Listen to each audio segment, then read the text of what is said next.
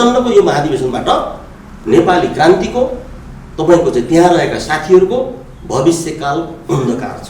माओवादीलाई 64 सालमा पुर्याइन्छ भन्नुहुन्छ, तर 64 सालमा पुग्नको निम्ति अपरिहार्य शर्त के हो भने 52 साल चाहिन्छ। 70 मा हुनुहुन्थ्यो देउवा, हामी विद्रोहमा थियौँ, उहाँलाई भेटे हामीलाई मार्ने, हामीले भेटे चाहिँ तपाईँको चाहिँ कुरा भइहाल्यो। अब त्यो बेला हाम्रा पनि बालबाल उम्किने काम भयो। अब त्यो बेला बदमासहरू उम्केर अहिले देशले दुःख पाएको छ कि यहाँ। उहाँ झुकिएर रिसाएर उहाँले चाहिँ नि प्रतिक्रिया वा जवाब दिने गर्नुमा चाहिँ कहाँ छ मेरो सम्पत्ति, चितवनको यति कट्ठा चाहिँ नि भ्याउनु एउटा झोपडी भन्दै त के प्रचण्ड त्यही हो? देश र दुनियाँले देख्दाखेरि त्यही हो प्रचण्ड, त्यति मात्रै हो। तर संशोधन सहित पास गर्ने भन्नुभयो त उहाँले त। त्यो त घुमाएर खाने भनेपछि एमसिसीकै पक्षमा हो प्रचण्ड, पक्षमा हो। राजतन्त्र अन्त्य गरेर गणतन्त्र नेपाल कस्तो होला भन्ने कुरा पनि सपना जस्तै थियो। यो त फेरि विपन्न बनाइयो। यत्रो श्रीपाद बडा महाराज धिराज भन्ने चाहिँ नारायणहरू निकालेर लखेटियो नि त। अब त्यो पेरिस डाँडाबाट पनि वरपर हामीसँगै हिँड्दा अब खुट्टाले हिँड्ने म सडक छेउमा पेटीमा, तपाईँहरू उहाँहरू चाहिँ धुलो उडाउँदै चाहिँ नि हिँड्ने, अलिकति चित्त मलाई पनि दुख्थ्यो। हिजो माओवादी छोडेर ठुलो भुल गरेकोमा कान समातेर उठ बस गर्नु पर्यो त्यो महाधिवेशनको चाहिँ मञ्चबाट हलमा शब्द व्यक्त गर्नुभएको छैन। त्यो शब्द व्यक्त गरेर चाहिँ माओवादी यो छोडेर गल्ती गरिएछ भनेर आत्मआलोचना जो गर्नु पर्दथ्यो, कार्यकर्तासँग जनतासँग सार्वजनिक आत्मआलोचना गर्नु पर्थ्यो, त्यसको सट्टा चुप लाग्नु हो प्रचण्ड। त्यस कारणले उहाँ फेरि माओवादी छोड्ने प्रपञ्चमा हुनुहुन्छ, तयारीमा हुनुहुन्छ। तर कसरी बिग्रिनु भयो त तपाईँहरूको नजरमा? त आज प्रचण्ड बिग्रिनु भएको छ। उहाँ लोभी पापी बन्नुभयो। मैले धेरै भन्नु परेन, जान परिवार के भन्ने छ। अब 15 वर्ष प्रचण्ड अध्यक्ष रहेको समिति म सदस्य रहेँ। दर्शकवृन्द नमस्कार, चुरो कुरोमा तपाईँलाई हार्दिक स्वागत छ। हामी आजको चुरो कुरोमा नेपाल कम्युनिस्ट पार्टी माओवादी केन्द्रको काठमाडौँमा भइरहेको महाधिवेशनमा केन्द्रित भएर संवाद गर्नेछौँ।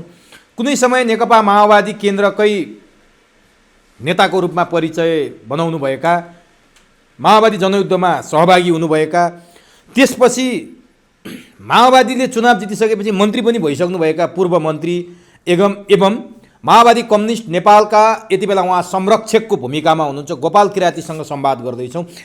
उहाँसँग हामी किन संवाद गर्दैछौँ भने पहिलो कुरा त उहाँ निरन्तर रूपमा माओवादी कम्युनिस्ट पार्टी नेपाल जो विभिन्न नामले परिचित भयो, माओवादी केन्द्र पनि भयो, माओवादी मोर्चा पनि भयो, त्यसको अध्यक्ष महासचिव, त्यसको कार्यकारी पदमा बस्दै आउनुभएका गोपाल किराती एकाएक माओवादी कम्युनिस्ट पार्टी नेपालको संरक्षक किन बन्नुभयो यो हामी जान्नेछौँ। र सँगसँगै उहाँ निरन्तर रूपमा माओवादी केन्द्रमा लाग्नुभयो, प्रचण्डलाई नेता मान्नुभयो, तर आज उहाँ प्रचण्डसँग हुनुहुन्न र प्रचण्डले महाधिवेशन गर्दै गर्दा उहाँले प्रचण्डको महाधिवेशनलाई विभिन्न किसिमका उपमा पनि दिनुभएको छ। उहाँले अदालती माओवादी भन्नुभएको छ। उहाँले मेजर अपरेसन गर्नुपर्ने प्रचण्डको प्रतिवेदन झारफुकमै सीमित रह्यो, अब उहाँ माओवादी रहनुहुन्न भनेर भनिरहनु भएको छ। उहाँले यति साह्रो प्रचण्डको र माओवादीको किन चिन्ता गर्नुभएको छ? कतै प्रचण्डसँग मिल्ने चिन्ता हो कि अथवा प्रचण्ड सकिएकोमा चिन्ता हो? हामी गोपाल किरातीसँग जान्ने प्रयास गर्नेछौँ। सबभन्दा पहिले म चुरो कुरोमा पूर्व मन्त्री एवं माओवादी कम्युनिस्ट पार्टी नेपालका संरक्षक गोपाल किरातीलाई स्वागत गर्छु। तपाईँलाई चुरो कुरोमा हार्दिक स्वागत छ। अब प्रचण्डले केपी ओलीसँग एकता गरिसकेपछि माओवादी केन्द्रलाई पुनर्गठन गर्नुभयो। माओवादी केन्द्र पुनर्गठन गरेर विभिन्न नाम हुँदै आज माओवादी कम्युनिस्ट पार्टी नेपालसम्म आइपुग्नु भएको छ। बिचमा धेरै नाम चेन्ज भए, त्यो नाम चेन्ज गराउनमा प्रचण्डको पनि भूमिका छ। अदालतले आदेश दिइसकेपछि तपाईँले पाउनु भएन त्यो नाम। आज तपाईँ माओवादी कम्युनिस्ट पार्टी नेपालको संरक्षकमा त्यो भूमिकामा हुनुहुन्छ, किन छोड्नुभयो कार्यकारी पद, अध्यक्ष महासचिव जे भने पनि कम्युनिस्ट पार्टीको, त्यो छोडेर अर्कैलाई महासचिवको जिम्मेवारी दिनुभयो रामनारायण पाललाई? किन छोड्नुभयो र किन संरक्षक बन्नुभयो? म यहाँबाट सुरु गरेँ। प्रचण्ड कमरेडसँगको सम्बन्धमा माओवादको सिद्धान्त र माओवादी पार्टी त्यागेर हाम्रो अनुभूति कुल्चेर विघटन गरेर थुकेर उहाँहरू ओलीसँग जानुभयो। त्यसपछि हामीले माओवादी आन्दोलनको विचार भावना र क्रान्तिकारी विरासत रक्षाको निम्ति भनेर नेकपा माओवादी केन्द्र पुनर्गठन गऱ्यौँ। गर्दै आउँदाखेरि अदालतको जो फैसला भयो, अदालतले त्यो फैसला गरिदिएर हामीलाई त ठुलो अन्याय गर्यो। प्रचण्डहरूलाई पार्टी अब बुझाइदियो। अदालतले त्यसो नगरेको भए प्रचण्ड त माओवादी छोडेर गइसक्नु भएको भन्नुहुन्थेन। त्यसो हुनाले हामी प्रचण्डहरूलाई अदालती माओवादी स्वाभाविक रूपले भन्छौँ। हामी वैचारिक क्रान्तिक माओवादी, उहाँहरू प्रशासनिक अथवा औपचारिक अथवा अदालती माओवादी। त्यसकारण हामीले पार्टी नाम पनि अब परिमार्जन गर्दै, परिवर्तन यसलाई नभनौँ, परिमार्जन गर्दै अहिले माओवादी कम्युनिस्ट पार्टी नेपाल भनेका छौँ। छोटोमा यसलाई माकपा नेपाल पनि भन्न सकिन्छ। र पुनर्गठन गरिसकेपछि म चाहिँ अध्यक्ष रहँदै आएको थिएँ। भर्खरै हामीले 7औं केन्द्रीय समितिको बैठक गऱ्यौँ कार्तिकको सुरुमा। त्यसले अब एकपदीयमा जाउँ, यो अध्यक्ष, उपाध्यक्ष, महासचिव, सचिव, कोषाध्यक्ष यस्तो नगरौँ भनेर निर्णय गरिएको थियो। र एकपदीय बनाइसकेपछि नेपाली कम्युनिस्ट आन्दोलनमा सामान्यतया महासचिव भन्ने गरिएको छ। र भर्खरै हामीले चाहिँ यो 129औं माओ दिवसको अवसरमा बुटवलमा केन्द्रीय सचिवालयको बैठक गऱ्यौँ। जति बेला प्रचण्डहरूको महाधिवेशन उद्घाटन हुँदै थियो हुनुहुन्थ्यो, हामीले बुटवलमा सचिवालयको विस्तारित बैठक गऱ्यौँ। र त्यो विस्तारित बैठकले हामीले ठुलो निर्णय गऱ्यौँ कि त्यो निर्णयलाई चाहिँ आउने फागुन 1 गते हामी केन्द्रीय समितिको विस्तारित बैठक स्कुलिङ सहितको बस्नेछौँ। त्यसले अनुमोदन गर्ने गरी भनेर हामीले के गर्यौँ भने यो एकपदीय त लागू गर्नै पर्यो। एकपदीयमा हामी आइहाल्यौँ, निर्णय गऱ्यौँ। त ढिलो किन गर्ने, अहिल्यै गरौँ। 2 कारणले, वैचारिक काममा जोड दिने र नयाँ नेतृत्वको विकास गर्ने। त वैचारिक काममा जोड दिनको निम्ति गोपाल किराती संरक्षक हुने, पार्टीको संरक्षक हुने र अब नयाँ नेतृत्व विकासको लागि अब सचिवालयमा रहनुभएका कमरेडहरू मध्ये रामनारायण पाल कमरेड उपयुक्त हुन्छ भनेर हामीले छलफल गऱ्यौँ र उहाँलाई जिम्मेवारी दियौँ। र मुख्यतः मार्क्सवाद, लेनिनवाद, माओवाद मान्ने, पालन गर्ने, विकास गर्ने, प्रयोग गर्ने, आन्दोलन गर्ने, देश जनतालाई मुक्त, वर्गलाई मुक्त गर्ने कुरा भयो। तर सहायकमा अब बहुजातीय, भाषा, संस्कृति, धर्म, भौगोलिक विविधता भएको नेपाली समाज, यसलाई सम्पूर्ण साझेदारीको चाहिँ राज्य व्यवस्था निर्माण गर्ने भनेर हामी लागि परेका छौँ। त्यो सिलसिलामा सहायकमा उहाँ मधेस क्षेत्रको मधेसी समुदायमा जन्मेर आउनुभएको कमरेड हुनुहुन्छ। उहाँ पढे लेखेको हुनुहुन्छ, जो चाहिँ नि जनतामा असाध्यै स्वच्छ छविको जनसम्बन्ध भएको। तपाईँ 12 पर्सा तर्फमा गएर चाहिँ उहाँ अब 12 को कलैया नगरपालिकामा जन्मनु भयो। उहाँको घर अहिले पनि त्यहीँ छ। त्यता बुझ्यो भने उहाँलाई मात्रै माओवादी भन्छन्। म त पटक पटक गएर देखाएको छु। अरू सबै प्रचण्ड पथको सडकै शिलान्यास गर्ने तपाईँको चाहिँ अरू सबै खाओवादी भए। जनताले र पुरानो चाहिँ इमान्दार मानिसहरूले उहाँलाई माओवादी भन्छन्। पढे लेखेको हुनुहुन्छ, युवा हुनुहुन्छ। त्यसो हुनाले उहाँलाई जिम्मा दिँदा, तर उहाँलाई जिम्मा दिनुभयो। उहाँ भर्खरको युवा हुनुहुन्छ, स्थापित भइसकेका, अहिले हिजो तपाईँहरूकै माओवादीमा हुनुभएको सँगै तपाईँका सहयोद्धा प्रभुसाद त्यहीँको उम्दा नेता हुनुहुन्छ अहिले नेकपा एमालेमा। उता मातृका यादव त्यहीँको उम्दा नेता हुनुहुन्छ नेकपा माओवादी केन्द्रमा। उता रामचन्द्र झा उम्दा नेता हुनुहुन्छ नेकपा समाजवादी एकीकृत समाजवादीमा। अनि यस्ता अनि सिके राउत अहिले उदाकासँग प्रतिस्पर्धा गर्न तपाईँको महासचिवलाई त गाह्रो होला नि त। त्यहाँ त प्रतिस्पर्धा गर्ने अब सुरु गर्ने हो। किनभने बहुदलीय व्यवस्था त हामीले स्वीकार गऱ्यौँ। बहुदलीय व्यवस्था भइसकेपछि एउटा त्यो भित्रको एउटा दल भयो। त्यो दलको नेता उहाँले त्यो थाम्न सक्नुहुन्छ, त्यो भारी बोक्न सक्नुहुन्छ। जुन गोपाल किरातीले बोकेको भारी अहिले तपाईँले उहाँको काँधमा लगाइदिनु भएको छ। हामी सबै मिलेर एक्लै दौडेर प्रचण्ड त्यहाँ पुगे होइन। कोही पनि लेनिन, माओ त्से एक्लै दौडेर त्यहाँ क्रान्तिको चाहिँ शिखर पुग्नु भएको त होइन। सामूहिकता हो। हाम्रो के हुन्छ भने सामूहिक नेतृत्वको केन्द्रीकृत अभिव्यक्ति। अब विचारको काम गोपाल किरातीले गर्ने भयो। के तपाईँलाई एउटा आरोप लाग्थ्यो नि गोपाल किरातीले वैकल्पिक नेतृत्व जन्माउन सकेन तैँले चाहिँ अलिकति त्यो पनि हो। त्यो आरोपबाट मुक्त हुनलाई मुक्त होइन, त्यसलाई व्यवस्थापन गर्नको लागि मुक्त त हुने कुरो भएन। त्यसो हुनाले चाहिँ तपाईँको हामीले उहाँलाई जिम्मा दियौँ। मैले अघि भन्दै थिएँ नेपाली समाजको परिवर्तन क्रान्तिको निम्ति मधेस चाहिँ नै विद्रोहको बहुत ठुलो केन्द्र हो। र खुसीको कुरा, यद्यपि यो सहायकमा फेरि दोहोऱ्याउन चाहन्छु, मधेसको चाहिँ अब कमरेड हुनुहुन्छ र अब थुप्रै पार्टीहरू छन्। एकपटक मातृका यादवले नेकपा माओवादी पुनर्गठन गर्दा संयोजक बन्नुभयो 5-7 वर्ष। त्यो बाहेक चाहिँ यति धेरै कम्युनिस्ट समूहहरू छन्, एउटै पनि कम्युनिस्ट समूहको प्रमुख मधेसी मूलको कमरेड अहिलेसम्म छैन र उहाँ त सबल हुनुहुन्छ, सक्षम हुनुहुन्छ र उहाँको चाहिँ के भनेदेखि कार्यकारी प्रमुखीय नेतृत्वमा हामी सबै सामूहिक गर्दाखेरि हामीले भनेको यो देशमा हामी महान जनविद्रोह सम्पन्न गर्छौँ। महान जनविद्रोह गर्ने हो तपाईँहरू? महान जनविद्रोह कस्तो हो त्यो भनेको? योभन्दा पहिलाको फेरि लडाइँ झगडा मारकाट? अब योभन्दा पहिलाका विद्रोहहरू तुच्छ भए। त्यसो हुनाले हामीले भन्ने गरेको श्रमिक वर्ग, जाति, क्षेत्र, महिला र देशभक्तहरूको संयुक्त राज्य सत्ता निर्माण गर्नुपर्छ। प्रारम्भिक चरणको नेपालमा समाजवाद भनेको त्यही हो। त्यो हुन सकेन। त्यो प्राप्त गर्नको लागि महान जनविद्रोह तर आजको आजै होइन। अहिले चाहिँ बमबन्दुकको के भनेदेखि नीतिमा हामी छैनौँ। देशकाल परिस्थिति अनुसार गर्नु पर्यो। त्यसो गर्दा हाम्रो चाहिँ नि यो सामरिक लाइन, त्यो जनताले देखाइदिने नारा झुक्क्याउने नारा मात्रै हो भन्छन्। जसरी विप्लवले वैज्ञानिक समाजवाद भन्नुहुन्छ, के हो त्यो थाहा छैन। प्रचण्डहरू समाजवाद भन्नुहुन्छ। अब तपाईँहरू महान जनविद्रोह भन्ने जनतालाई कहिलेसम्म यो गुमराहमा राखिरहने हो? पाउने के हो थाहा छैन। ओहो, गोपाल किरातीले त महान जनविद्रोहको कुरा गर्नुभयो भन्ने जनतालाई पछाडि दौडाउने, भेडा बनाउने, त्यही हो।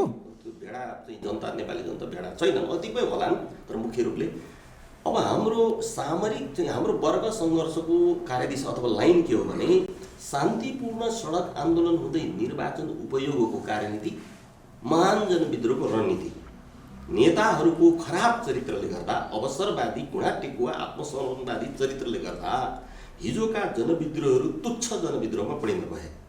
हामीले चाहिँ महान जनविद्रोह गर्ने, सब हिसाब किताब चुक्ता गर्ने, तर शान्तिपूर्ण सडक आन्दोलन हुँदै गयो। त्यो एकादेशको कथा हो कि सपना हो भन्ने लाग्ने भयो क्या। त्यो नारा चाहिँ बडो मिठो छ, एकदम त्यो गुलियो छ तपाईँले दिएको नारा। तर त्यो मनको लड्डु घिउसित खाने भन्छन् नि, तीमा सीमित हुने हो कि भन्ने डर पो हुने भयो त। यहाँ त कहिले आउँछ त्यो? अब यो पञ्चायती राजतन्त्रको बेला हामी जन्म्यौँ, हामी त्यो पुस्ताको। अब राजतन्त्र अन्त्य गरेर गणतन्त्र नेपाल कस्तो होला भन्ने कुरा पनि सपना जस्तै थियो। यो त फेरि विपन्न बनाइयो। यत्रो श्रीपाद बडा महाराज धिराज भन्ने चाहिँ नारा निकालेर नकेटियो नि त। कि नेपाली राजनीतिक दलहरू को सदाशयताले, सहिष्णुताले देशबाट निकालिएन।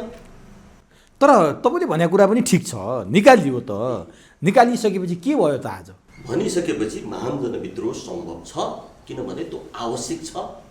अब भइराख्यो कि के हो भने जसको विचार उसको नेतृत्व गर्नु पर्दथ्यो त्यो सकिएन। हामी माओवादीहरूले हामीले किन सकिएन भने अनाहकमा वैद्यले पार्टी विभाजन गरिदिनु भयो, बादलले, देवगुरुङ, विप्लवहरूले गरिदिनु भयो। अनाहकमा चाहिँ के भने बाबुरामले माओवादी छोडेर जानुभयो। फेरि त्यो समय भइसकेपछि प्रचण्डले लगेर चाहिँ गोलीको भाँडामा घुटाइदिनु भयो। त यसो भइसकेपछि गणतन्त्र ल्याएको माओवादीले हो। माओवादीको चाहिँ के भनेदेखि विचारको माओवादीको नेतृत्व राज्यमा हुन सकेन। हो, त्यही भएर नसक्नुको परिणाम के हो भनेदेखि चाहिँ नि खाओवादीहरूको हातमा गयो राज्य। खाओवादीहरूको हातमा राज्य जाँदाखेरि चाहिँ गणतन्त्र पनि त्यस्तै रहेछ भन्ने परेको छ। अब माओवादीको हातमा ल्याइदियो। अब तपाईँले एकदम राइट कुरा गर्नुभयो। माओवादीको एजेन्डा थियो, गणतन्त्र आयो। तर माओवादीको एजेन्डा अहिलेको पुँजीवादी गणतन्त्र त थिएन, जनगणतन्त्र थियो नि। जनगणतन्त्र ल्याउन किन सक्नु भएन त्यति बेला? 64 सालमा त ठुलो पार्टी भएर आउनुभएको थियो तपाईँहरू। पुँजीवादी गणतन्त्रमा तपाईँ पनि मन्त्री हुनुभएको हो त्यति बेला। त्यो जनगणतन्त्र ल्याइदिए भए वैद्य र सिपी गजुरेलले छोड्नुपर्ने थिएन। त्यो गल्तीको भागीदार र हिस्सेदार त गोपाल किराती पनि हो नि। त्यति बेला मन्त्री भएको त हो नि तपाईँ। अब वैद्य कमरेडहरू, वैद्यप्रति हाम्रो सम्मान छ, तर दृष्टिकोणमा चाहिँ नि जडसूत्रवाद हामी भन्छौँ भनेर बुझ्छौँ। मासुवादमा जडसूत्रवादको समस्या भयो अथवा यान्त्रिकताको समस्या भयो।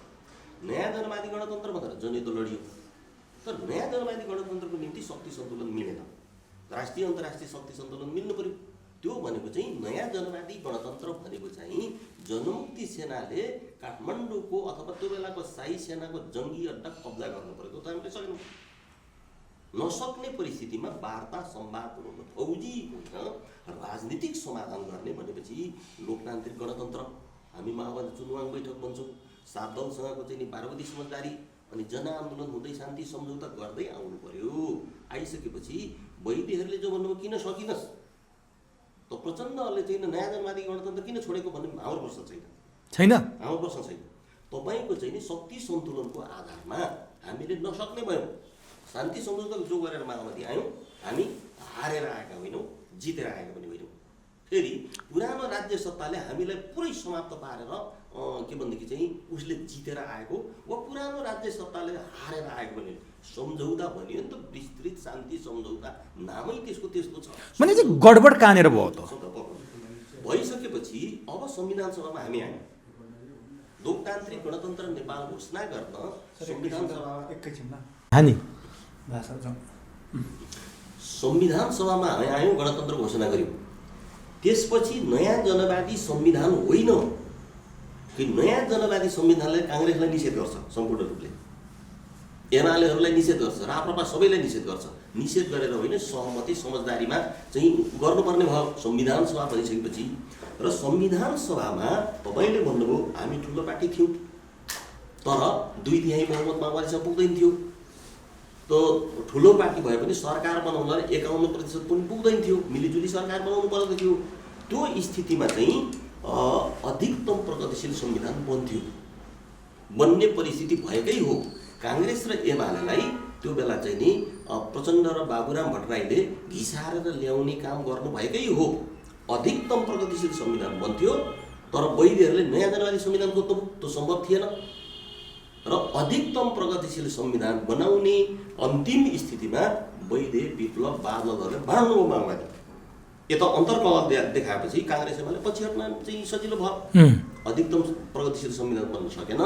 यो 72 सालको जो संविधान हो यो न्यूनतम प्रगतिशील संविधान भनेपछि वैद्य र विप्लवहरू बाधक बनेपछि यस्तो संविधान बन्यो। उहाँहरूले भाड्नु हो। उहाँहरूले चाहिँ नि अमेरिकी साम्राज्यवाद, भारतीय विस्तारवाद, यहाँ घरेलु प्रतिक्रियावाद, सामन्तवाद, दलाल पुँजीवाद हो, त्यसको चाहना पुरा गरिदिनु भयो। उनीहरूले जे खोजेका थिए त्यो पुरा गरिदिनु भयो। यो प्रचण्डको थापोमा हालेर चाहिँ उम्किन पाइँदैन। अहिले कुरा मिलेन भन्दैमा इतिहासको गलत चाहिँ के भनेदेखि विश्लेषण र परिभाषा गर्न हुँदैन। त त्यसो गर्दाखेरि चाहिँ नि वाम विसर्जनवादी गल्ती वैद्यहरूले गर्नुभयो। त्यसको परिणाम अधिकतम प्रगतिशील संविधानको ठाउँमा न्यूनतम प्रगतिशील। किनभने जे भए पनि व्यवहारमा समस्याहरू छन्, तर चाहिँ के भनेदेखि सिद्धान्तमा के हो भने राजतन्त्रात्मक नेपालभन्दा गणतन्त्रात्मक नेपाल चाहिँ प्रगतिशील हुन्छ। अब यो गणतन्त्रलाई जनताको गणतन्त्र कसरी बनाउने, हामी त्यो प्रयासमा चाहिँ छौँ। भनेपछि जानेर गल्ती भएको छ त्यो करेक्सन गर्नेमा चाहिँ गोपाल किरातीले संरक्षण गरेको माओवादी कम्युनिस्ट पार्टी नेपाल लाग्छ भनेर तपाईँहरू यो पुनर्गठन गर्नुभएको छ। हामी पुरा लागि पर्छौँ र हामी सफल हुनेछौँ। किन भन्नु होला भने म एउटा असाध्यै दुर्गम पूर्वी नेपालको असाध्यै गरिब किसान परिवारमा जन्मेर आएको मान्छे।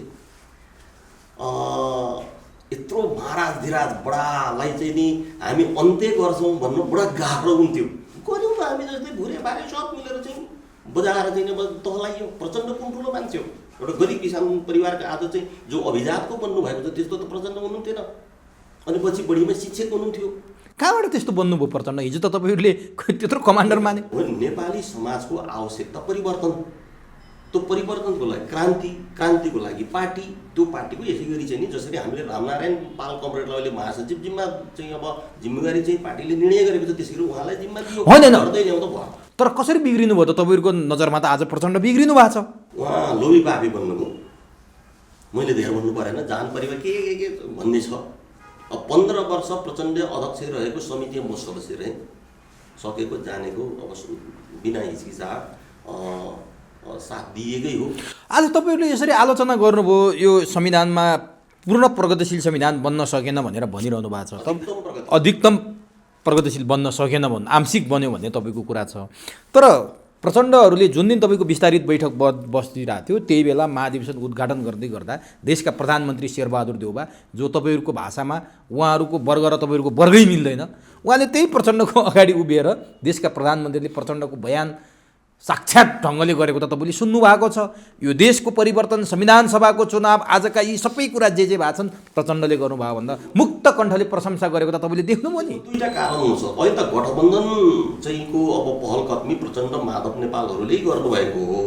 यता जसपा पनि भयो, राष्ट्रिय जनमोर्चा पनि लागेकै ओली साह्रै खराब भयो। यो अहिले भएको यो न्यूनतम प्रगतिशील संविधान त सिध्याउने भयो। त्यसो हुनाले चाहिँ खोज्दै जाँदा नेपाली कङ्ग्रेस सभापति देउबालाई प्रधानमन्त्री, अब त्यो चाहिँ के गठबन्धनको नेता उहाँहरूले मान्नुभएको छ। त्यसको हुनाले चाहिँ धन्यवाद स्वरूप पनि देउबाले भन्नु पर्यो। अर्को शब्दमा व्यक्त नगरे पनि यसको त 50 लाखको टाउको मैले दाम तोकेका थिएँ। यसको चाहिँ नि प्रायश्चित गर्नुपर्छ भनेर पनि देउबाले चाहिँ नि मुक्त कण्ठले प्रचण्डको प्रशंसा गर्नुभएको हुन सक्छ। प्रचण्डले पनि देउबालाई एम्बुसमा पड्काएर मार्नै खोजे हो नि, उहाँले पनि इन्नोसेन्ट भनेर बयान गर्नुभयो फेरि देउबाकै अगाडि। एम्बुसमा पड्काउन खोजे त हो नि देउबालाई। त्यो सत्तामा हुनुहुन्थ्यो देउबा, हामी विद्रोहमा थियौँ, उहाँलाई भेटे हामीलाई मार्ने, हामीले भेटे चाहिँ तपाईँको चाहिँ कुरा भइहाल्यो।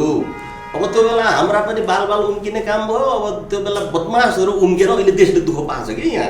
तर यसलाई त चाहिँ बेलैमा तहलाउन चाहिँ नि पर्थ्यो, कोसिस गरिएको सकिएन, त्यसै हुनाले हारेर जितेर होइन कि सम्झौतामा हामी। तर आज एउटाले अर्कोलाई सिद्धाउन लागेका त एउटाले अर्कोलाई बयान गरी साध्य छैन त। हेर्नुहोस् त प्रत्यक्ष भेटमा त तपाईँ सुन्नु भएको छ। समाज, व्यक्ति, अब मानिस सबै वस्तु गतिशील हुन्छ। अब एउटा रेडियो नेपालमा बज्ने पुरानो गीत थियो, गाई चर्नेमा भैँसी चर्यो, वनको सेखी झर्यो, वनको राजा कुसुण्डालाई हजुर भन्नु पर्यो। अब देउबाहरू ओलीहरूले माओवादी त्यहाँ पुगेको सहकार्य गर्नु पर्दाखेरि उहाँले ए कुसुण्डा वनको राजालाई भन्ने लाग्ला, हामीलाई त्यस्तै लाग्छ, अप्ठ्यारो लाग्थ्यो। काङ्ग्रेसलाई माननीयज्यू भन्नुपर्ने यो एमाले कता हो भन्ने मलाई लाग्थ्यो। अहिले त अभ्यस्त भयो यो 65-66 कुरा। त्यसो हुनाले चाहिँ नि त्यो दुईवटा कारण हुनसक्छ। गठबन्धनको हुनाले चाहिँ आफ्नो साथीहरूलाई धन्यवाद ज्ञापन गर्नै पर्यो। अरू बेला मलाई त त्यसले सिध्याउनु खोजेको थियो, मलाई कहाँबाट उम्केर आएको छ यहाँ र अहिले चाहिँ नि हजुर भन्नुपर्ने हो भने त्यसको प्रायः। तर यसको कारण फेरि के हुनसक्छ भने तपाईँहरू जुन शक्ति, जुन सीमानाथ गर्जनका साथ तपाईँहरू आउनु भएको थियो, प्रत्यक्षमा त बहुमतै ल्याउनु भएको थियो 64मा, आज छिन्न भिन्न हुनुहुन्छ। प्रचण्डसँग गन्दै जाने भने हिजोका सहयोद्धा कोही पनि हुनुहुन्न, सबै कहाँ पाखा लाग्नुभयो। हेर्नुहोस् त, वैद्य हुनुहुन्न, बाबुराम हुनुहुन्न, विप्लव हुनुहुन्न, तपाईँ हुनुहुन्न होइन। आज प्रचण्ड टुरो जस्तो हुनुभएको छ। अनि तपाईँहरूले उल्टो तपाईँहरू त्यहाँबाट छिन्न भिन्न भएर गएकाले प्रत्याक्रमण गरे हुनुहुन्छ प्रचण्डलाई। अनि माधव नेपाल र शेरबहादुरले बयान नगरेर कसले गर्छ त प्रचण्डको बयान? अब मौखिक शब्दहरूमा अब उहाँको प्रतिवेदनको केही अब अक्षरहरूमा अघि तपाईँले भन्नुभयो, मैले सामाजिक सञ्जालमा लेखिसकिएको छु र हाम्रो पार्टी महासचिव रामनारायण पालसँगको तपाईँको एउटा अन्तर्वार्ता मैले देखेको छु। उहाँले पनि भनिसक्नु भएको छ कि यो प्रचण्डहरूको जो 8औं महाधिवेशन भयो त्यसले आफ्नो पार्टीलाई सुदृढ व्यवस्थित गर्नको निम्ति र देशलाई विकास दिनको निम्ति मेजर अपरेसन गर्नुपर्ने थियो भने त्यो प्रतिवेदन झारफुक जस्तो, धामी झाँक्रीको झारफुक जस्तो अनुभूति भयो। त मैले पढेँ अनलाइनमा। त यो चाहिँ के भने प्रचण्ड अघि वैद्यको कमजोरी कुरा गरियो बादलको, त प्रचण्डको के हो भनेदेखि उहाँ अभिजात वर्गमा बदलिनु हो। उहाँ सर्वहारा वर्गको हुनुपर्थ्यो, अभिजात वर्गमा बदलिनु हो। त केही पत्रकारसँग अन्तर्वार्तामा उहाँ झोकिएर रिसाएर उहाँले चाहिँ नि प्रतिक्रिया वा जवाब दिने गर्नुमा चाहिँ कहाँ छ मेरो सम्पत्ति, चितवनको यति कट्ठा चाहिँ नि भ्यू एउटा झोपडी भन्दै त के प्रचण्ड त्यही हो? देश र दुनियाँले देख्दाखेरि त्यही हो प्रचण्ड, त्यति मात्रै हो। सुरक्षाको प्रश्न 70 जना किन चाहियो? 70-100 जना 7,000 जना सुरक्षा राखे पनि नारायण टिके हो। 2 बटालियन 3 ब्रिगेडले चाहिँ सुरक्षा गर्छ, मार्ने नै हो भन्दै सिध्याउनु रहेछ नि जसरी पनि। त 10-20 जना पूर्व प्रधानमन्त्री विद्रोहको नेता भएको हुनाले उहाँ राख्दा हुन्छ। तामझाम किन, शान किन, फुर्ती किन, कसलाई देखाउनु परेको थियो? तपाईँको चाहिँ नि त्यसै पनि नेपाली समाजका धेरै ठुलो हो। माओवादी आन्दोलनका घाइतेहरू, शहीद परिवारहरू, मैले पनि, मसँग प्राइभेट गाडी भएन, 63 सालमा पार्टी दिएको थियो, 10 महिनापछि दिक्क भएर मैले छोडिदिएँ। किनभने बालाजुमा बोलेर बैठक भन्नुपर्छ हो कार्यकर्ताले भनेपछि कार्यकर्ताको मन रुवाएर म गाडी चढ्दिनँ भनेर बादल पूर्वीको मानिन्छ त लगेर बुझाइदिएँ। अब त्यो पेरिस डाँडाबाट पनि वरपर हामीसँगै हिँड्दा अब खुट्टाले हिँड्ने म सडक छेउमा पेटीमा, तपाईँहरू उहाँहरू चाहिँ धुलो उडाउँदै चाहिँ नि हिँड्ने। अलिकति चित्त मलाई पनि दुख्थ्यो कि म स्थायी समितिको सदस्य भएर त मलाई चित्त दुख्थ्यो भनेदेखि चाहिँ जनसाधारणको हालत के छ। त्यसो हुनाले प्रचण्ड अभिजात वर्गमा बदलिनु हो। पहिला वैचारिक रूपले बदलिनु भएछ, एकदम चाहिँ नि महाराज धिराज जस्तो चाहिँ नि के भनेदेखि चाहिँ अब शाहज्यादा जस्तो हुन खोज्नुभयो। हामीले सुझावहरू दियौँ, टेर्नु भएन। त पछिबाट विचारमा देखियो, त्यो विचारमा के भने माओवाद छोड्नुभयो। अब माओवादी हुनुहुन्न प्रचण्ड? अब हाम्रो महासचिव कमरेड रामनारायण पालले तपाईँसँग अन्तर्वार्तामा भनिसक्नु भएको छ प्रचण्डले माओवादी छोड्छन्, किनभने हिजो छोडेका हुन्। किनभने उहाँले 8औं महाधिवेशनको प्रतिवेदन जो पेश गर्नुभयो त्यहाँनिर चाहिँ हिजो माओवादी छोडेर ठुलो भुल गरेकोमा कान समातेर उठ बस गर्नु पर्यो त्यो महाधिवेशनको चाहिँ मञ्चबाट हलमा शब्द व्यक्त गर्नुभएको छैन। त्यो शब्द व्यक्त गरेर चाहिँ माओवादी यो छोडेर गल्ती गरिएछ भनेर आत्मआलोचना जो गर्नु पर्दथ्यो, कार्यकर्तासँग जनतासँग सार्वजनिक आत्मआलोचना गर्नुपर्थ्यो, त्यसको सट्टा चुप लाग्नु हो प्रचण्ड। त्यस कारणले उहाँ फेरि माओवादी छोड्ने प्रपञ्चमा हुनुहुन्छ, तयारीमा हुनुहुन्छ। अहिले छोड्ने भनिदियो भनेदेखि त्यो भएको कार्यकर्ता थप बाँडिएलान् भनेर। त्यस कारणले विभिन्न अन्तर्वार्ताहरूमा उहाँहरूको महाधिवेशनको पृष्ठभूमिमा विभिन्न अन्तर्वार्ताहरू गरियो, खास गरी अनलाइन पत्रिका अन्तर्वार्ताहरू, किनभने भ्याली बाहिर थिएँ म, भेट भएन। र त्यहाँ ठुल्ठुलै अनलाइन नाम चलेकाहरूले हरूमै चाहिँ नि छापिएको छ। हाम्रा 5वटा सुझाव थिए। के भन्छौ महाधिवेशन प्रचण्डलाई? पत्रकार साथीले सोद्धा 5 कुरा के भनेदेखि 5 काम गर्नुपर्छ प्रचण्ड। के हुन्? नम्बर 1, हिजो चाहिँ त्यसरी लत्याएर कुल्चेर थुकेर विघटन गरेर चाहिँ के भनेदेखि चाहिँ नि माओवादी छोडेर गएकोमा, अहिले अदालती माओवादी बन्नु परेकोमा देश जनता र कार्यकर्तासँग सार्वजनिक आत्मालोचना गर्नु, कान समाएर उठबस गर्नु पर्यो नि भन्ने। सार्वजनिक आत्मालोचना गर्नुपर्छ, त्यो उहाँले गर्नुभएको छैन। 2मा सर्वहारा सांस्कृतिक रूपान्तरणको सामूहिक प्रतिबद्धता गर्नुपर्छ। समाजवाद ल्याउने भने त पुँजीवादी चाहिँ जीवनशैली चिन्तन त हुँदैन नि त। त पुँजीवादी ढङ्गले समाजवाद भनेको चाहिँ के भन्दा त्यो काल्पनिक समाजवाद जो वस्तुत अन्ततः पुँजीवाद नै हुने गर्छ। उदाहरणको लागि 2012 सालदेखि नेपाली कङ्ग्रेसले समाजवाद भन्छ, खोइ समाजवाद। त्यसो हुनाले चाहिँ नि सर्वहारा सांस्कृतिक रूपान्तरणको प्रतिबद्धता उहाँहरूले गर्नुपर्छ। सदाशयतापूर्वक नै हामीले गरियो, त्यो गर्नुभएको छैन, यो उहाँको प्रतिवेदनमा आएको छैन। अब तेस्रो रह्यो समाजवादको स्पष्ट कार्यक्रम उहाँहरूले बनाउनुपर्छ, त्यो पनि छैन। अब उहाँको प्रतिवेदनको शीर्षक के छ भनेदेखि चाहिँ समाजवादको नेपाली बाटो छ। अब त्यो शीर्षकमा नै के भन्छ भन्दाखेरि चाहिँ नि उहाँ वास्तविक अथवा वैज्ञानिक समाजवादको पक्षमा हुनुहुन्न। त्यो समाजवादको नेपाली बाटो भनेको चाहिँ समाजवादको संसदीय बाटो। त्यो प्रतिवेदन तपाईँ पढ्नु होला, त्यो सबै हेर्दाखेरि समाजवादको दलाल पुँजीपति नोकरशाही पुँजीपति वरिय बाटो होइन भने त वैज्ञानिक राख्नु पऱ्यो नि त त्यो शीर्षकमा। वैज्ञानिक समाजवादको नेपाली बाटोमा अलिक माथि तान्न सक्थ्यो। त्यसको हुनाले समाजवादको स्पष्ट कार्यक्रम छैन। काङ्ग्रेस एमालेको समाजवाद ओलीको बराबरै देखिन्छ, नारामा रूपमा फरक भयो भने त्यसो हो। चौथो के हो भने देशद्रोही एमसीसी खारेजीको निर्णय गर्नु पर्थ्यो, तर संशोधनसहित पास गर्ने भन्नुभयो त उहाँले। त त्यो त घुमाएर खाने भनेपछि एमसीसीकै पक्षमा हो प्रचण्ड, पक्षमा हो उहाँ। अब त्यो अलिअलि अड्काउने काम गर्नुभएको छ, त्यसको निम्ति प्रचण्डलाई धन्यवाद छ संसदमा अड्काउने कामको निम्ति।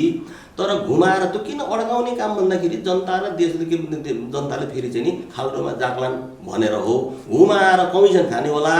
अब त्यहाँ भएपछि त अलिक ठुलै भाग पाउने बराबरी पाउने कुरा भइगयो, त्यसको लागि हो या विदेशी दलाल हुनको लागि थाहा छैन। एमसीसी खारेज गर्नुपर्छ भने निर्णय गर्नुपर्थ्यो, गर्नु भएन। चौथो। 5औं के भने उत्तराधिकारी निर्माण र नेतृत्व हस्तान्तरणको गीतको रचना त प्रचण्डले गर्नुभयो नि त। 21औं शताब्दीको जनवाद 60 सालदेखि चुनवाङ बैठकमा अलिकति व्याख्या गरियो 62 सालमा उत्तराधिकारी निर्माण नेतृत्व हस्तान्तरण गर्नु भएन। 5वटा हामीले सुझाव गरेको त्यसो हो भने राम्रो। मैले त अन्तर्वार्ता त्यसो भने तपाईँ चाहिँ के भनेदेखि त्यहाँ मिल्छ भनेर सोध्नुभयो अन्तर्वार्ताकार साथीहरूले। मैले भने हामी मिल्ने नमिल्ने त छुट्टै होइन, त्यति भएपछि मिल्छ कि मिल्दैन त्यो छुट्टै भयो। त्यसपछि छलफल गर्नु पऱ्यो नि त। त्यो वास्तविकतामा हो कि कागजमा मात्रै हो? कागजमा लेख्नु भएन। मैले के भने तपाईँ मिल्नुहुन्छ त्यसो भए एकता गर्नुहुन्छ भनेर सोद्धा हामीले के भन्यौँ भने हामी मिल्ने नमिल्ने त्यो दोस्रो कुरा हो। पहिलो कुरा के भने त्यो 5 काम प्रचण्डहरूको महाधिवेशनले गर्यो भने प्रचण्डसँग रहनुभएका इमान्दार कार्यकर्ताहरू खुसी हुन्छन्, रमाउँछन्। त्यहाँ भएका शहीद परिवार, घाइते बेपत्ता परिवार चाहिँ नि अङ्गभङ्ग भएका साथीहरू राम्रो हुने भयो भनेर खुसी हुन्छन्। अहिले पनि खुसी त हुँदै हुनुहुन्छ। कस्तो भन्दाखेरि चाहिँ नि एकजना पश्चिम नेपालको नामै लिउँ, अब असाध्यै इमान्दार कमरेड मन्त्री पनि हुनुभयो केही वर्ष पहिला, टेकबहादुर बस्नेत सल्यानका सल्यानका। उहाँले चाहिँ नि हिजो स्टाटस लेख्नु भएछ, प्रचण्डले आफ्नो टाउकोमा आगो सल्काउनु भयो, धपक्कै बोल्यो, हाँस उठेर आयो बिचरा, झारफुक गरेर मात्रै चाहिँ आगो बल्छ।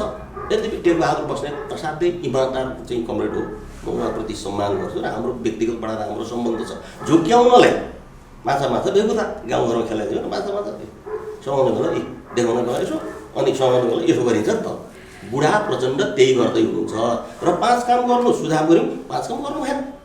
अब हिजो मैले गर्दाखेरि बिग्रियो यहाँ भनेर भन्नुभयो, त्यो ठिक छ। त्यो तर उहाँले भन्नुभएको थियो नि प्रचण्ड पद छोड्नु गल्ती भयो, बाहिर संविधान मानियो, मनमनै जनविद्रोह भन्नु गल्ती भयो, सेना समायोजनको कुरा गल्ती भयो, घाइते अपाङ्गलाई समेट्न सकिएन गल्ती भयो, रोजगारीका कुरा गर्न सकिएन गल्ती भयो। अब त उत्पादनका कुरा गर्ने, हरेक प्रदेशमा 100 जनालाई चाहिँ रोजगारी दिने छ त राम्रो। जेमा गल्ती भयो त्यो मैले गर्दा भन्नुभयो, अङ्ग्रेजीमा भन्दाखेरि that is past tense, we want future tense because we are communist। त किन भन्नु होला भने कम्युनिस्ट भविष्यकालमा बाँच्छ, त्यसका नेता त झन् बाँच्नु पर्यो नि भविष्यकालमा। प्रचण्डको जो जीवनशैली छ, अभिजात वर्गीय छ, अब कि त उहाँ सर्वहारा हुनु पर्थ्यो, मजदुर किसान सुकुमासी हुनु पर्थ्यो। अब म छोड्छु भन्नुभयो नि त उहाँले, खुमलटार छोडेर झुपडीमा बस्छु, म त्यहीबाट काम गर्छु भन्नुभएको छ। ठिक छ, त्यसो गर्नुभयो भने त्यो जीवनशैलीको विषयमा त्यहाँ हामी चर्चा गरौँला, छलफल गरौँला, नयाँ चाहिँ विश्लेषण गरौँला। कि त प्रचण्डको जो खुमलटार अधिकारी दरबार जो छ, कि त्यो सबै नेपाली नागरिकले पनि हुनु पऱ्यो, कि उहाँ पनि झुपडीमा आउनु पऱ्यो। त त्यसो गर्दा यो सुझाव त 63 सालमा दियो त उहाँले टेर्नु। त्यसो हुनाले चाहिँ नि उहाँको जो आत्मआलोचना छ, समीक्षा छ, त्यो भूतकालको विषय हो। यी धूर्तहरू प्रचण्डलाई मात्रै होइन, अब धूर्तहरू के हुन्छ भनेदेखि चाहिँ अब त्यो भएको वा नभएको रामकृष्ण भगवान्सँग पश्चाताप गरेर यहाँ जनतालाई ढाड्छन्, उहिलेको भएको वा नभएको भविष्यको लागि बोल्दैनन्। त्यस कारण उहाँहरूको चाहिँ त्यो भूतकालको चाहिँ के भन्ने सवाल हो, हामी भविष्यकाल जान्छौँ भनेपछि प्रचण्डको यो महाधिवेशनबाट नेपाली क्रान्तिको, तपाईँको चाहिँ त्यहाँ रहेका साथीहरूको भविष्यकाल अन्धकार छ, केही पाउँदैनन्। त्यो हुनाले त्यसलाई उज्जवल बनाउनुको निम्ति हामीले छलफल गर्नुपर्छ। कि एकताको लागि तपाईँहरू अब छलफल गर्ने हो प्रचण्डसँग? एकता हुँदैन, किनभने यो अदालतको जो फैसला भइसकेपछि यो 77 साल चैतमा हामीले भेट्यौँ प्रचण्डसँग, किन पानी बाराबार गर्ने त भनिसकेपछि हामीले भेट्यौँ। हामीले के भन्यौँ भने त्यो बेला अहिले 5वटा यो उहाँको महाधिवेशन सन्दर्भ 5वटा काम गर्नुपर्छ भनेर हामीले सुझाव गऱ्यौँ मिडियाबाट।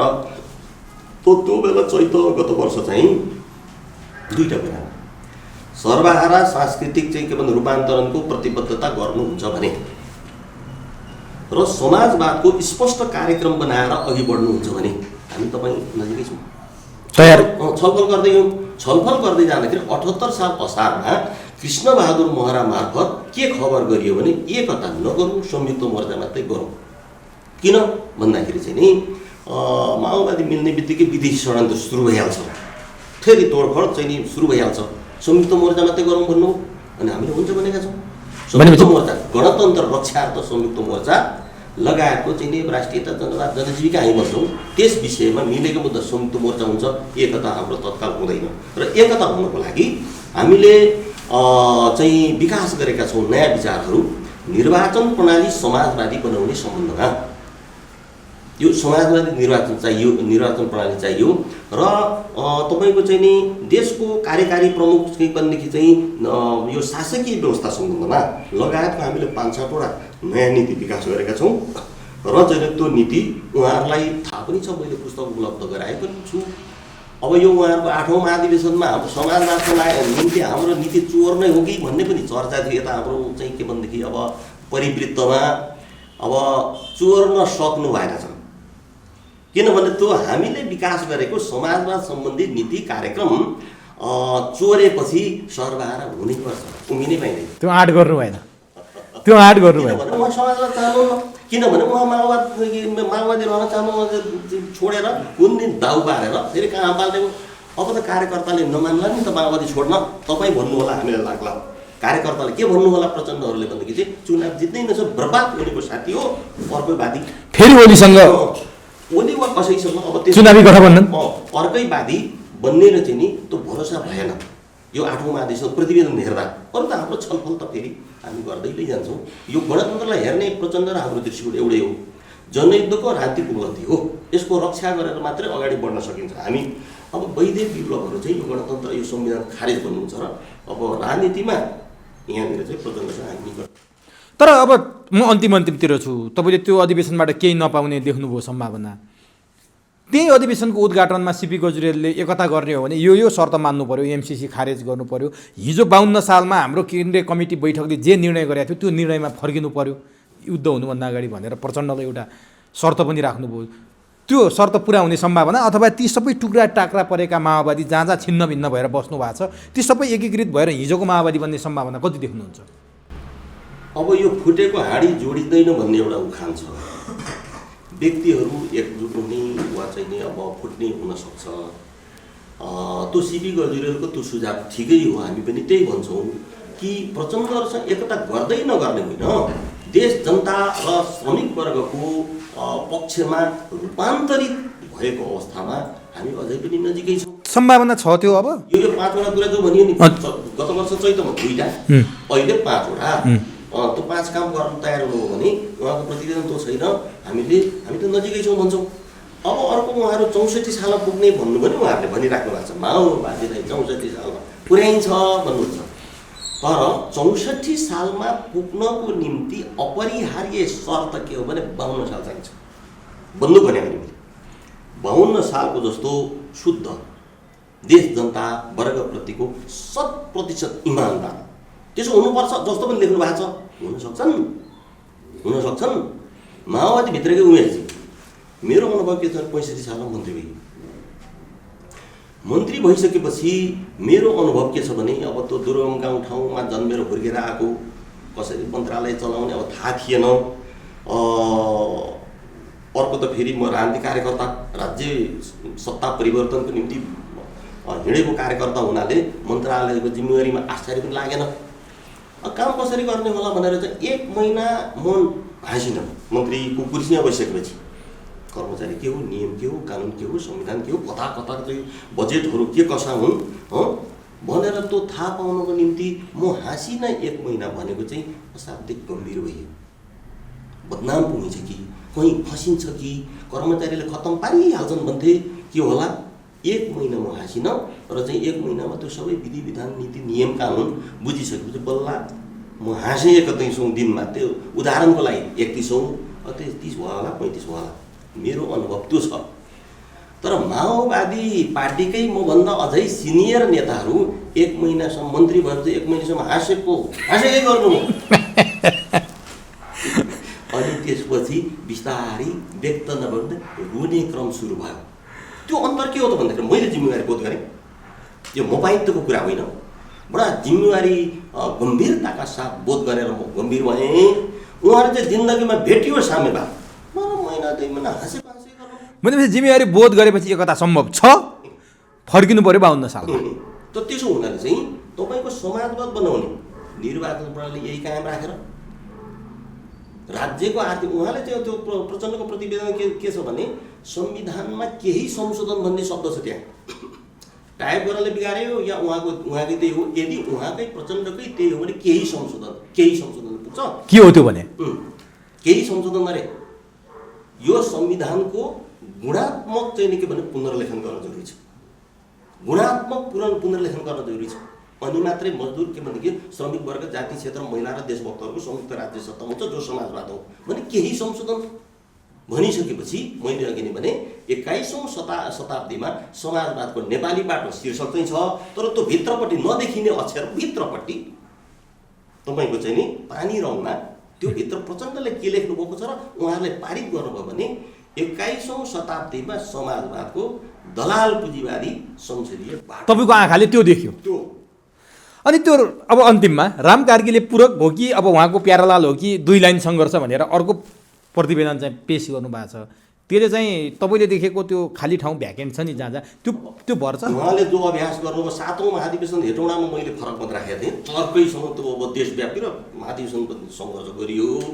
कार्कीजीले त्यो गरेको ठिक छ, तर सङ्घीयताको त विरोधी देखिनु भएको छ उहाँ त फेरि। के छ त मैले प्रतिवेदन पढेको छैन, उहाँको फरक प्रतिवेदन पढेको छैन र राम कार्कीजीको प्रतिवेदनबारे उहाँले प्रक्रियाको रूपमा त अभ्यास गरौँ बहस गरौँ त्यो ठिक छ, तर चाहिँ नि उहाँको प्रतिवेदनबारे मैले अध्ययन नगरेको म बोल्न। अब माओवादी केन्द्र कुन रूपमा भेटिन्छ त यो महाधिवेशन पछाडि यो नेपाली भूमिमा यो राजनीतिक दलहरूको भिडमा त्यसको परिचय के देख्नुहुन्छ त? अब कसरी भेटिन्छ त्यो?